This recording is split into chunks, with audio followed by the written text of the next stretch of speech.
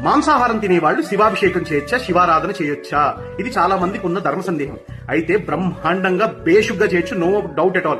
ఎందుకు ఇంత ఘంటాపథంగా చెప్తున్నాను అంటే, పూర్వం మన రాజులు క్షత్రియ ధర్మం ప్రకారం మాంసాహారం భుజించేవాళ్ళు. కాలక్రమేణా అన్ని వర్ణాల వాళ్ళు మాంసాహారం భుజించడం జరుగుతుంది. అండ్ ఇంకొకటి ఏంటి అంటే, భక్త కన్నప్పని తీసుకోండి ఎగ్జాంపుల్. భక్త కన్నప్ప మాంసాహారం తినే ఆయన సేవించేవాడు. ఆయనకి మాంసాహారం నైవేద్యం పెట్టిన చరిత్ర ఉంది. కానీ ఇక్కడ అందరిని అలా పెట్టమని చెప్పట్లేదు నేను. బట్ కేవలం మాంసాహారం తింటే శివలింగం ఇంట్లో ఉండకూడదన్న అపోహతో మీరు శివలింగాన్ని ఇంట్లో పెట్టకుండా ఉండొద్దు. ఎందుకంటే మీరు ఎప్పుడు శివారాధన చేస్తారు? మార్నింగ్ టైం అభిషేకం చేస్తారు కదా.